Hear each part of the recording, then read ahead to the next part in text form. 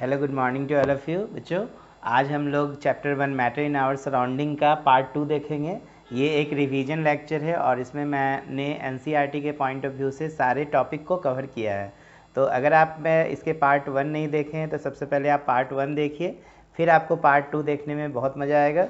तो चलिए स्टार्ट करते हैं बच्चों आज का क्लास। और आज हम लोग जानेंगे कि can matter change it's state. तो बच्चों बिल्कुल मैटर जो है अपने स्टेट्स को चेंज करते हैं। जैसे कि आप देखते हो कि आइस जो है सॉलिड है और ये आइस कैसे फॉर्म हुए हैं, तो वाटर लिक्विड स्टेट से वापस कन्वर्ट हो गए हैं सॉलिड स्टेट में। तो यहाँ पे देखा आपने कि वाटर आइस में कन्वर्ट हो गया, इसका मतलब अपने लिक्विड स्टेट से क्या चीज़ में कन्वर्ट हो गए, सॉलिड में। वहीं वाटर जब वेपर बन जाता है तो देखो गैसेस स्टेट में कन्वर्ट हो जाते हैं। तो हमने देखा कि मैटर जो है अपने स्टेट को इजीली क्या कर सकते हैं, चेंज कर सकते हैं। ठीक है, जैसे कि हमने लिक्विड से सॉलिड भी देख लिया, सॉलिड से लिक्विड भी देख लिया, लिक्विड से गैसेस भी बन सकते हैं और गैसेस से लिक्विड भी कन्वर्ट किए जा सकते हैं। ओके, नेक्स्ट हम लोग देखेंगे effect of change of temperature, what happens to matter when we heat. बच्चों क्या होता है टेम्परेचर का प्रभाव मैटर पे, मैटर को जब हम हीट करते हैं तो क्या होता है। तो बच्चों जब जैसे कि आप सॉलिड को हीट करते हैं तो देखते हो उसकी काइनेटिक एनर्जी जो पार्टिकल्स के बीच होती है वो काफ़ी इंक्रीज कर जाती है, और जब काइनेटिक एनर्जी इंक्रीज करेगी तो स्वाभाविक है उस पार्टिकल के बीच जो फोर्स ऑफ अट्रैक्शन काम कर रहा होता है वो डिक्रीज करता है। ठीक है, और वे वाइब्रेटिंग जो है स्टार्ट करते हैं और अपने पोजीशन से चेंज होते हैं। स्लोली क्या होंगे, वो फ्री होंगे और वो लिक्विड में फिर कन्वर्ट होते चले जाते हैं। तो ध्यान देंगे कि अगर हमें सॉलिड से लिक्विड में कन्वर्ट करना है तो हमें हीट देने की ज़रूरत पड़ेगी। तो सॉलिड में हीट देने से क्या होंगे, उसके पार्टिकल्स के बीच का इंट्रैक्शंस वीक पड़ेगा, और वीक पड़ेगा तो वाइब्रेटिंग तेज़ी में होगा और वो अपने मीन पोजीशन से चेंजिंग करेंगे और वो लिक्विड स्टेट में कन्वर्ट होते चले जाएंगे। नेक्स्ट हम लोग देखेंगे मेल्टिंग पॉइंट्स क्या होते हैं बच्चों। तो मेल्टिंग पॉइंट वो टेम्परेचर होता है जिसमें मान लो अगर आप कोई सॉलिड को लिक्विड में कन्वर्ट करना चाहते हो तो आप यहाँ पे भी मेल्टिंग पॉइंट कहते हैं कि the temperature at which solid melt to become a liquid at atmospheric pressure. ठीक है, अगर हम बात करें कि मेल्टिंग पॉइंट क्या है तो वह पॉइंट, वह इग्निशन टेम्परेचर जिस पे कोई सबस्टांस मेल्ट करना प्रारंभ करता है। जैसे एग्जाम्पल के तौर पे मैंने यहाँ पे लिखा है आइस का मेल्टिंग पॉइंट 273.16 केल्विन है, दैट इज 0 डिग्री सी के आसपास है। ओके, 0 डिग्री सी से जैसे ही ये प्लस में आएगा तो मेल्टिंग पॉइंट आई मीन जो सॉलिड है जैसे कि आइस है वो तेज़ी से क्या होगा, मेल्ट होता चला जाएगा। ठीक है, इसके बाद बच्चों हम फ्यूजन देखेंगे। फ्यूजन का सिंपल सा मतलब है the process of melting of solid into liquid is known as fusion. जैसे देखो यहाँ पर बच्चों सॉलिड के जो पार्टिकल्स हैं वो क्या हो रहे हैं, हीट के वजह से हीट को गेन करके energy in the form of heat ये ले रहे हैं और क्या चीज़ में कन्वर्ट होते चले जा रहे हैं, लिक्विड फॉर्म में कन्वर्ट होते चले जा रहे हैं। तो इस प्रोसेस को बच्चों हम क्या बोलते हैं, फ्यूजन कहते हैं। नेक्स्ट देखेंगे in melting process one solid reaches its melting point temperature doesn't increase further, so where does all the heat गो।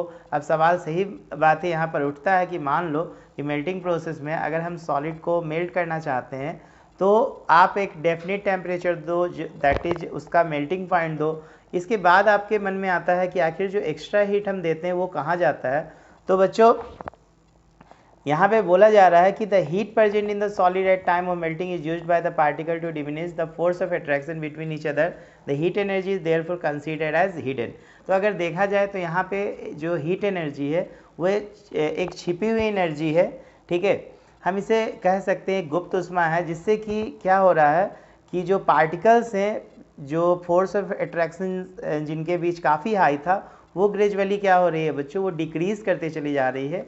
तो यही वजह है कि सॉलिड जो है फिर क्या चीज़ में कन्वर्ट होते चले जा रहे हैं, मेल्ट करके लिक्विड में कन्वर्ट होते जा रहे हैं। तो हीट कहीं नहीं गई है, हीट अभी भी है, वहीं पर है। हीट का काम क्या हो रहा है कि पार्टिकल्स के इंट्रैक्शंस को क्या करना, ग्रेजुअली वीक करना। इसके बाद हम बोलेंगे लेटेंट हीट। यही जो हीट है आखिर इसे हम कह क्या सकते हैं, तो बच्चों the heat energy which is use to break the force of attraction. तो अब आप इसको इजीली डिफाइन कर सकते हो कि वह एनर्जी जो पार्टिकल्स के बीच इंट्रैक्शंस को तोड़ने के लिए लगाई जाती है, ऐसे एनर्जी को हम लोग लेटेंट हीट कहते हैं। ठीक है, since heat is hidden therefore it is called latent heat. क्योंकि यह हीट छुपी होती है पार्टिकल्स को ब्रेक करने के लिए, इसीलिए ऐसे हीट्स को हम लेटेंट हीट कहते हैं। लेटेंट हीट ऑफ फ्यूज़न से अगर हमसे पूछा जाए क्या समझते हैं, तो बच्चों 1 किलोग्राम सॉलिड को 1 किलोग्राम लिक्विड में कन्वर्ट करने के लिए जो जितने हीट का रिक्वायरमेंट होती है एटमॉस्फेरिक प्रेशर पे, इसे ही हम क्या कहते हैं, लेटेंट हीट ऑफ फ्यूज़न। इसके बाद ध्यान देंगे कि just like in a solid the kinetic energy of particle of liquid increase, जैसे कि अगर हम लिक्विड्स के विषय में बात करेंगे तो सॉलिड के ही जैसा अगर देखो तो लिक्विड की काइनेटिक एनर्जी काफ़ी हाई होती है, और अगर देखा जाए तो इसमें पार्टिकल्स के बीच जो फोर्स ऑफ इंट्रैक्शंस होते हैं कम होते हैं। यही वजह है कि लिक्विड के पार्टिकल तेज़ी से फ्रीली होके मूव करते हैं। And as we keep on supplying the heat a point come when particle overcome the force of attraction completely. कहने का मतलब जैसे से हीट बढ़ाओगे तो एक डेफिनिट समय में क्या होगा कि उसके पार्टिकल्स के बीच का इंट्रैक्शन जो होगा काफ़ी नेग्लिजिबल हो जाएगा, और यही कंडीशंस होगा जब वो लिक्विड जो है गैसेस में कन्वर्ट होना स्टार्ट करेगी। जैसे आप देखो यहाँ पे लिक्विड में काफ़ी हीट दिया जा रहा है और फाइनली वो गैसेस के रूप में बाहर निकल रही है। फिर हम बात करेंगे बॉइलिंग पॉइंट्स। बच्चों वह टेम्परेचर जिस पे कोई लिक्विड जो है बॉयल होना स्टार्ट होता है एटमॉस्फेरिक प्रेशर पे, ऐसे टेम्परेचर को हम बॉइलिंग पॉइंट कहते हैं। उदाहरण के तौर पर आप वाटर के विषय में समझते हैं कि वाटर का जो बॉइलिंग पॉइंट है 373 केल्विन है, कहने का मतलब 100 डिग्री सी है, ठीक है।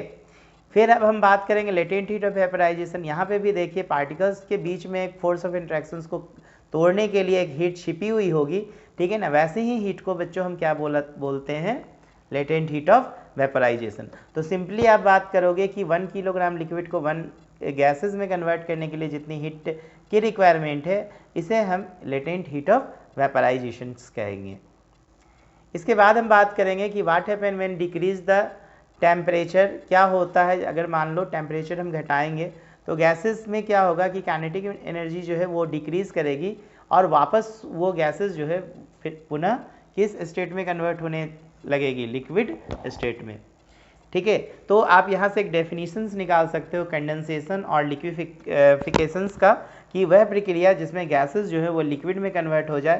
कैसे कन्वर्ट होगी, तो बच्चों कूल करके कन्वर्ट होगी, ठीक है ना। कूल करेंगे तो क्या होगा कि फोर्स ऑफ अट्रैक्शंस जो है इंक्रीज करेगी, ठीक है ना, और वो फिर लिक्विड स्टेट में कन्वर्ट होती चली जाएगी। बच्चों इस प्रक्रिया को हम लोग कंडेंसेशन भी कहते हैं।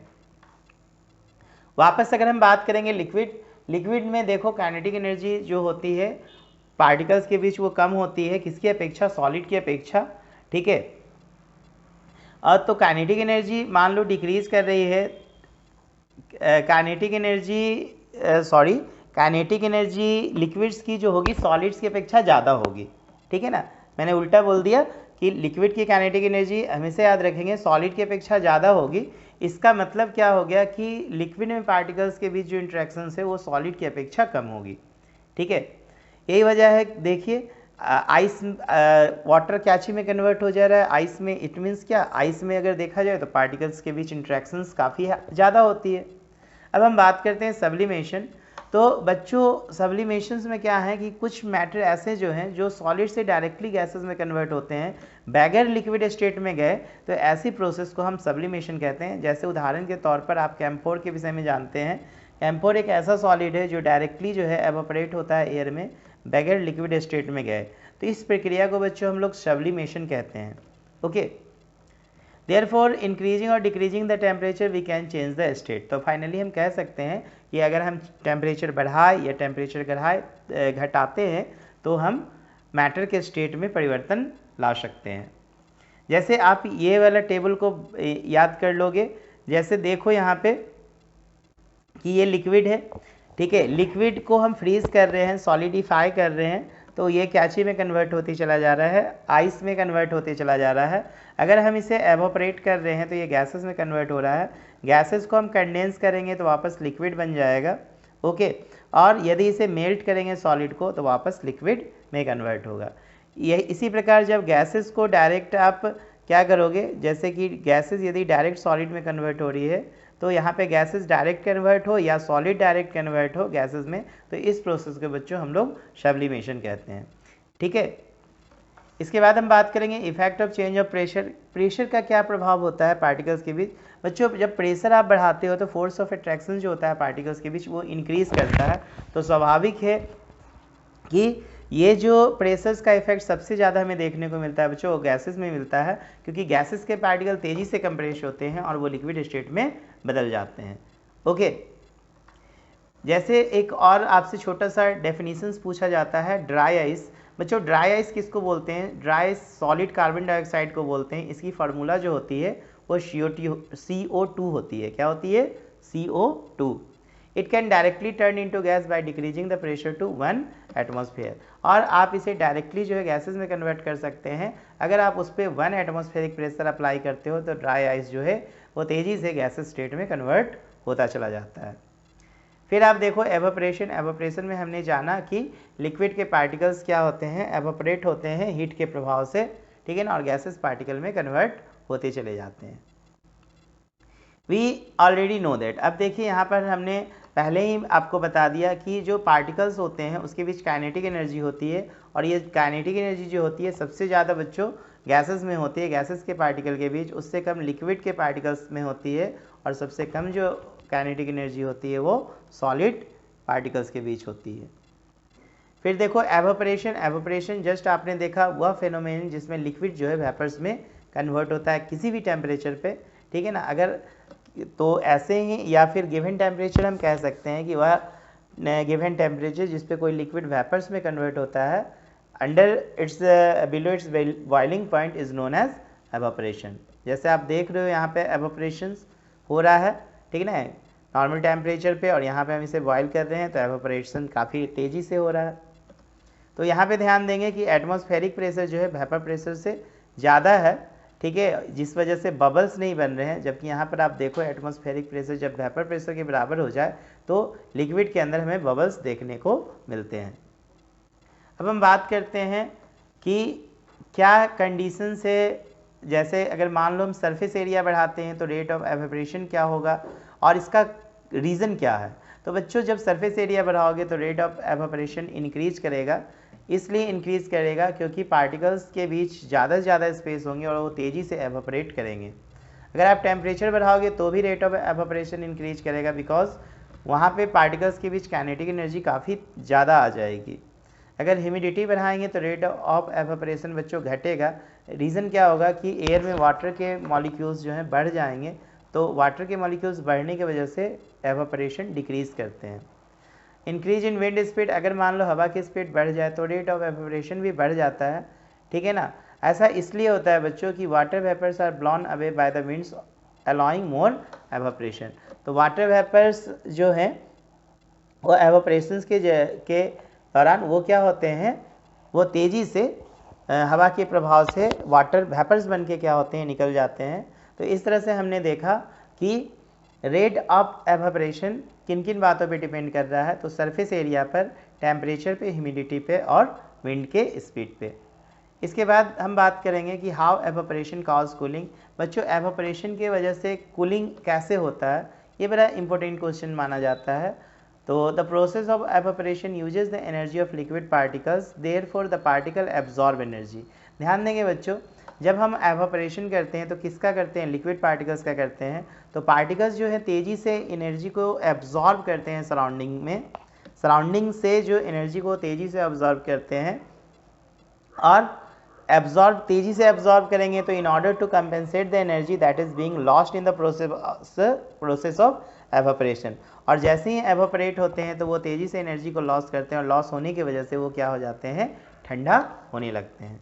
ओके, तो ध्यान देंगे कि लिक्विड के पार्टिकल्स जो हैं पहले एटमॉस्फेयर से एनर्जी तेज़ी से गेन करते हैं, और जब वो ऊपर उठते हैं तो वो अपनी एनर्जी को फिर लॉस करते हैं, और लॉस करने की वजह से वो कूल होते चले जाते हैं। ओके, जैसे देखो यहाँ पे हाई एनर्जी एवेपोरेटिंग है, यहाँ पे आप देख रहे हैं मीडियम एनर्जी है, वो वाटर के पार्टिकल्स को बैक खींचना चाह रहे हैं, लेकिन यहाँ पर आप देखो लोअर एनर्जी है जिसकी वजह से वो जो वाटर के पार्टिकल्स हैं वो अंदर में ही हैं, लेकिन यहाँ पर देखो सबसे ज़्यादा स्केपिंग टेंडेंसी है। यहाँ पे हाई एनर्जी की वजह से वाटर जो है ऊपरी लेयर से एवेपोरेट होते हैं। इसके बाद हम बात करें कि जैसे मान लो हमारे हाथ जो है, हमारे पाम्स जो हैं ठंडे फील होते हैं जब हम उसमें एसीटोन डालते हैं। एसीटोन दैट इज़ आप बोल सकते हो जो नेल पेंट रिमूवर होते हैं, उसे जब आप अपने हाथों पे डालते हो तो आपको काफ़ी ठंडक फील होता है। आखिर ऐसा क्यों होता है? दूसरा, people sprinkle water on their roof on ground on sunny day. जैसा कि आप देखते हैं कि गर्मी के मौसम में, ठीक है, हम लोग रात में क्या करते हैं, छतों पर पानी डालते हैं। इसका रीज़न क्या होता है, या फिर हम लोग पानी, मान लो सड़क वगैरह पे हम लोग पानी देते हैं वहाँ के एटमॉस्फेयर ताकि ठंडा हो जाए, तो इसके पीछे का कारण क्या होता है। And also we are able to sip hot tea faster in a saucer than in a cup. जैसे मान लो कि आप प्लेट में जो है, we are able to sip hot tea faster in a saucer, कहने का मतलब कप और प्लेट। जैसे अगर आप प्लेट में मान लो कि आप कुछ भी हॉट टी वगैरह पीते हो तो आप तेज़ी से पी लेते हो, किसके कंपैरिजन में, कप के कंपैरिजन में। तो ऐसा क्यों होता है, तो बच्चों देखिए इसके पीछे तो सरफेस एरिया है। मैंने आपको पहले ही बताया कि सरफेस एरिया जो है बढ़ेगा तो रेट ऑफ एवेपोरेशन क्या होगा, तेज़ी से बढ़ जाएगा। तो वो जल्दी जल्दी एनर्जी को क्या करेगा, लिक्विड एटमॉस्फेयर से गेन करेगा, उसके बाद तेज़ी से वो अपनी एनर्जी को रिलीज़ करना चाहेगा तो वो ठंडा हो जाता है। तो इन सभी का जवाब आपको कहाँ से मिल रहा है, तो देखो कि हाई एनर्जी जहाँ पे होंगे वहाँ पे एवेपोरेशंस का रेट काफ़ी हाई होता है, ठीक है ना। जहाँ पे मीडियम एनर्जी होते हैं वहाँ पे पार्टिकल्स पुल्ड बैक होते हैं, जबकि जो वहाँ पे लोअर एनर्जी होते हैं वो वापस लिक्विड स्टेट में होते हैं। और यहाँ पे आपने एक और कॉज देखा था कि एवेपोरेशंस के वजह से कूलिंग होता है। तो अभी वो तीनों फैक्टर्स में भी ये कॉज जो होगा रिस्पॉन्सिबल होगा कि जिससे कि लिक्विड के पार्टिकल्स जो होंगे वो तेज़ी से क्या करेंगे, एनर्जी को एब्जॉर्ब करते हैं सराउंडिंग में, लेकिन जैसे ही वो एवापोरेशन के जरिए एनर्जी को लॉस करते हैं तो वो तेज़ी से ठंडा होते चले जाते हैं। यही कारण है कि इन तीनों केस में हमें ठंडक फील होता है। इसके बाद का सवाल है, why people where cotton cloth in summer. बच्चों लोग जो हैं समर के मौसम में कॉटन कपड़े पहनना क्यों पसंद करते हैं, तो ये जो कॉटन का कपड़े हैं ये हमें काफ़ी रिलैक्स फील कराता है, ठीक, समर के मौसम में। तो देखिए, as we sweat evaporate it takes energy from our body surface and keep our body cool. जैसे अगर मान लो हम ये कॉटन के कपड़े पहनते हैं तो क्या होता है, हम गर्मी के मौसम में स्वेटिंग काफ़ी होता है, ये तेज़ी से एवेपोरेट होते हैं, ठीक है। एवेपोरेट होते हैं तो देखिए अपनी एनर्जी को क्या करते हैं, जितने गेन किए थे वो लॉस करेंगे, तो तेज़ी से हमारे बॉडी को क्या करने लगते हैं, वो ठंडा करने लगते हैं। यही वजह से कि कॉटन क्या करेगा, वो तेज़ी से स्वेट को एब्जॉर्ब कर लेता है, ठीक है ना, और एटमॉस्फेयर में हीट को रिलीज़ कर देता है। अगर एटमॉस्फेयर में हीट को रिलीज़ कर दिया तो हमें क्या होगा, ठंडक फील होगा। तो इसका भी रीज़न क्या बनेगा, एवेपोरेशंस बनेगा। यही वजह है कि गर्मी के मौसमों में कॉटन के कपड़े पहनना हमारे लिए काफ़ी आरामदेह होता है। इसके बाद हम बात करते हैं, Y water droplet appear on the surrounding of glass with ice cold water. तो बच्चों जैसे मान लो आपने ग्लास में ठंडा लिया, कोल्ड ड्रिंक्स लिया, तो आप देखते हो कि ग्लास के बाहरी सरफेस में क्या होते हैं कि वाटर ड्रॉपलेट आपको मिलते हैं। इसका कारण क्या होता है कि वाटर के ये जो आप ग्लास का वॉल है उसके चारों तरफ जो पार्टिकल्स होते हैं वो काफ़ी जो हैं एटमॉस्फेयर में जो मौजूद पार्टिकल्स वो कंडेंस होने लगते हैं। कंडेंस होने की वजह से क्या होते हैं, वो ठंडे पड़ जाते हैं और वो गैसियस से लिक्विड स्टेट में आ जाते हैं। यही वजह है कि जो एटमॉस्फेयर में मौजूद वाटर ड्रॉपलेट है वो ग्लास के सरफेस पे लिक्विड स्टेट में आने की वजह से हमें ऐसा फील होता है कि वाटर्स जो हैं ग्लास के बाहर में भी हैं, ठीक है। इसके बाद हम बात करेंगे मैटर के स्टेट्स। मैंने आपको पहले ही बताया है कि मैटर के 3 स्टेट हैं, लेकिन अब हम लोग मैटर के 5 स्टेट्स को देखते हैं, जैसे कि सॉलिड, लिक्विड, गैस। इसके अलावा साइंटिस्ट ने 2 न्यू टाइप के मैटर को डिस्कवर किया है। एक को प्लाज्मा बोल रहे हैं, दूसरे को बॉस आइंस्टाइन कंडेंसेट बोल रहे हैं, जिसको इन शॉर्ट हम लोग BEC के नाम से भी समझते हैं। तो चलिए इनके विषय में बेसिक इंट्रोडक्शन ले लेते हैं। जैसे देखो मैटर को तो मैंने बता दिया 5 भागों में बांटेंगे, solid, liquid, gas, plasma and BEC। तो सबसे पहले हम बात करते हैं प्लाज्मा। तो बच्चों it is a state of matter in which particles are super excited. इसमें देखो पार्टिकल्स काफ़ी एक्साइटेड होते हैं, सुपर एनर्जेटिक होते हैं, ठीक है। They are in the form of ionise gas. तो चूंकि सुपर एक्साइटेड है, सुपर एनर्जेटिक है, तो स्वाभाविक है किस फॉर्म में एग्जिस्ट करेंगे, तो आयनाइज्ड, ये गैसेस फॉर्म में एग्जिस्ट करेंगे, आयनाइज्ड गैस के रूप में होंगे। जैसे एग्जाम्पल के रूप में अगर हम बात करें फ्लोरोसेंट ट्यूब एंड न्यून लाइट बल्ब, देखो इसके अंदर प्लाज्मा होते हैं। न्यून बल्ब में क्या होता है, न्यून गैसेज होते हैं, therefore another gas such as helium in the fluorescent tube. As electricity is pass through the tube in the bulb, these gases get ionized। ध्यान दिए कि जैसे मैंने आपको बताया कि बल्ब में क्या होंगे, नियोन गैस, ठीक है। फ्लोरोसेंट ट्यूब में हीलियम कहाँ मौजूद है, इस फ्लोरोसेंट ट्यूब में। और जैसे हम इलेक्ट्रिसिटी पास करा रहे हैं ये गैसेस क्या हो रहे हैं, आयनाइज हो रहे हैं। और यही आयनाइज होने की वजह से हमें जो मैटर का स्टेट दिखता है वो किस फॉर्म में दिखता है बच्चों, तो प्लाज्मा के फॉर्म में दिखता है। In fact sun and stars glow because their plasma is present. Okay, तो आप दूसरे भाषा में ये भी समझ सकते हो कि सन और स्टार का ग्लो होने का कारण क्या है, कि उसमें क्या मौजूद है, कौन से स्टेट्स मौजूद है, तो प्लाज्मा स्टेट्स मौजूद है। ठीक है, तो देखिए ये आपका स्टार्स हो गया, ये लाइटिंग दिख रहे हैं, ये न्यून लाइट है। यहाँ पे भी हमें इलेक्ट्रिसिटी देने के बाद न्यून गैसेस क्या हुए, आयनाइज हुए। आयनाइज होने के बाद ये प्लाज्मा स्टेट बना। यहाँ पे देखो प्लाज्मा टीवी भी देखते हो, मार्केट में अवेलेबल है। इसके अलावा हम लोग देखेंगे BEC के विषय में। It is the fifth state of matter discovered by Albert Einstein on the basis of studies conducted by an Indian scientist Satyendra Nath Bose. तो इसमें क्या है कि BEC is form by the condensing gases of extremely low density to much lower temperature. इसमें वैसे matters के विषय में हम स्टडी करते हैं जिसमें हम गैसेस को कंडेंस करते हैं, काफ़ी लो डेंसिटी वाले गैसेस को, और काफ़ी कम टेम्परेचर पर। ओके, तो इसके विषय में हम लोग हायर क्लास में जाएंगे तो डिटेल से पढ़ेंगे। अभी बेसिक नॉलेज जो हमारे लिए अवेलेबल हो सके हैं बुक में, वो आपके लिए इंट्रोडक्शंस के रूप में दिया गया है इन दो स्टेट्स के विषय में। इसके बाद देखो यूनिट ऑफ मास और किलोग्राम, आप ये सब यूनिट याद रखोगे फाइनली। वॉल्यूम की यूनिट मीटर क्यों होती है, कॉमन यूनिट अगर देखो तो लीटर होता है। SI यूनिट ऑफ टेम्परेचर देखो केल्विन में हम लोग कन्वर्ट लिखते हैं, या डिग्री सेल्सियस में। आपको पता होगा रिलेशन भी हम लोग निकाल सकते हैं, 0 डिग्री सी में 273.15 केल्विन होता है। ओके, तो केल्विन में कन्वर्ट करने के लिए सेल्सियस में 273 को ऐड कर दो। प्रेशर की यूनिट जो होती है पास्कल्स होती है। और प्रेशर एक्सर्टेड बाय गैस कितना है, एटमॉस्फेरिक प्रेशर, तो 1 एटमॉस्फेरिक प्रेशर बच्चों 1.01 इंटू 10 टू द पावर 5 होगा। यहाँ पर 10 पर पावर 5 पास्कल्स के बराबर होता है। और नॉर्मल एटमॉस्फेरिक प्रेशर 1 ATM होता है एट सी लेवल। तो आई होप कि आपको ये सारा क्वेश्चंस अच्छे से समझ में आए होंगे। तो आप इनको एक बार वापस फिर से सुनेंगे ताकि आपका पूरे चैप्टर का रिवीजन हो जाए। Okay, thank you.